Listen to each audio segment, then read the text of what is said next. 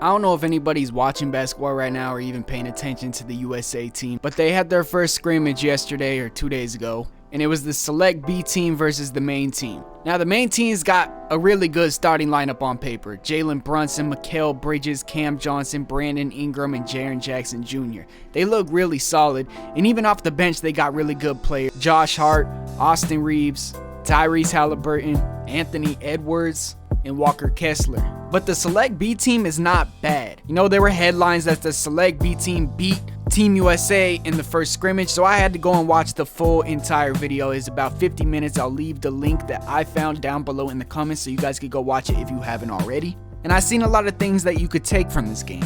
First off, I realized that the Team USA B team is not bad. They got a lot of really good, solid, young players. And one of them is Cade Cunningham. I feel like the select B team is just a whole bunch of young talent. I mean, the other Team USA is too, but maybe not have proven themselves fully in the NBA yet, or they're just coming off of their first or second season, like Murray, Jalen Williams, players like that, Jalen Duren. But these players have a very high ceiling in the NBA, so don't think that they're not good. This is why I don't think it's that much of a surprise that Team USA lost to the select team. Also, Steve Kerr and some of the coaches just says it's like a tradition that the Team B just beats Team USA in the scrimmage every single year, which makes sense because they're probably feeling like they're disrespected. They got more to prove. And watching the game, you will see there was a lot of tough defense. Most of the time when we see a lot of really good players, all the star players get together and play a game, it's the all-star game and there's no defense being played. But this is why I love Team USA and the Olympics. These players are playing hard. And you guys will see in the scrimmage, if you choose to watch it, that no matter who had the ball, there was ball pressure, even if that player couldn't shoot. Even if there was a simple dribble handoff with Walker Kessler, he's being fully pressed up on by Jalen Duren, who's trying to steal the ball. There's constant ball pressure, people jumping passing lanes, playing the passing lanes, so there's a lot of defense being played, and I don't think the other team, Team USA, with Mikal Bridges and all them, was really ready for the other select team. But this video isn't about Team USA. This video is about Cade Cunningham, because this isn't the first time I've seen Cade Cunningham play this offseason. I was actually going to do a reaction of one of the open runs with Cade Cunningham, but I forgot to press record and I watched the entire 40 minutes trying to do a reaction. But in that little open run, to me, he was the most impressive player out of every single person on the court. He looked so controlled and calm, and he was reading every single type of defense that was being thrown at him. I feel like it's so easy to forget that he was selected first overall in a draft class that was pretty solid, but injuries have kind of quieted his name and the hype down for Cade. The Pistons have a pretty solid roster in this upcoming season with a lot of young talent. And don't forget about Jaden Ivey, who was kind of playing point guard last year. But in my opinion, Jaden Ivey is more of a 2. He's more of a score-first guard. He can play make, but I don't think that's what he really wants to do. At times, it seems like, especially in the summer league, at the beginning, Ivey just didn't really want to pass the ball. He just wanted to get his. And even during the season last year, he took a lot of shots. And I mean, he kind of had to, because the Pistons roster last year was not that good. But my point is, now that Cade is coming back, Cade is a solidified, proven 1. He is a true point guard. He's not a score-first point guard. He's a big, strong guard that could read defenses at an elite pro level. And I know we haven't seen a lot from Cade, but just watching him this offseason, I've been really impressed with his mental and his IQ, because to me, that's the most impressive thing I could see in a player. Sure, we got pure talent and athleticism like Jalen Green, who was also on the select B team, who's always been probably the best player on every team he's ever played for until the NBA. And even then, you can make an argument that he is the best player on the Rockets. Or even players like Zion Williamson, that's just a freak of nature, you can't stop him. But players that really have a spot in my heart, players that I really like, the play style that I like the most, or one of the attributes a player can have that I like the most, is IQ. How well do they know how to play the game? Let's be honest, every single player in the NBA can get a bucket. Every single player is skilled, otherwise they wouldn't be in the NBA. Cade Cunningham is skilled. He's a good shooter, he's got handles, he could play defense, but that's not what he's best at. Cade Cunningham, the way he plays the point guard position, the pace that he plays with, the reads that he's able to make, the poise and calm and collectiveness of him is what I'm most impressed. Now, I don't think a surprise or a hot take to say that Cade Cunningham is probably the favorite to win Most Improved Player next season, but he's probably gonna win, in my opinion, Most Improved Player, and that's my early pick for it.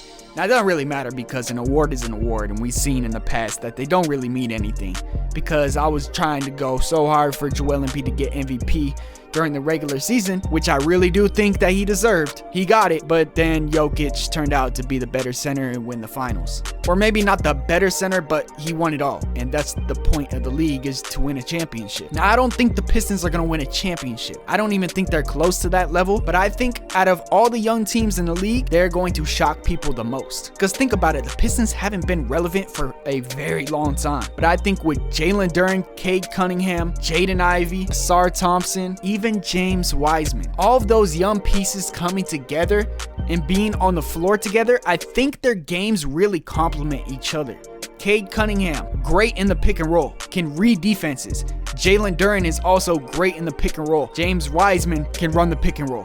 Cade Cunningham already has two bigs around him that are going to improve their game because they are playing with a point guard like Cade. I think Cade Cunningham is going to make Jalen Duren and James Wiseman look even better, which is going to be great for their development because that's what you want to see in a young player, to get their mental and confidence up first. Then we got Jaden Ivey. It's going to take the pressure off of him when it comes to being that point guard and that playmaker. He's not going to be required to be doing that. Now, I was listening to a podcast recently with Iman Shumpert and All the Smoke. Shout out Matt Barnes and Steven Jackson. And Iman Shumpert was talking about when he first came into the league, he was a point guard. He was a point guard in college, and when he first came in the league, that's what they expected him to play. And after a couple injuries, he started getting put at the 2 more or the 3 more. And he said at first he didn't like it because he played point guard his whole life.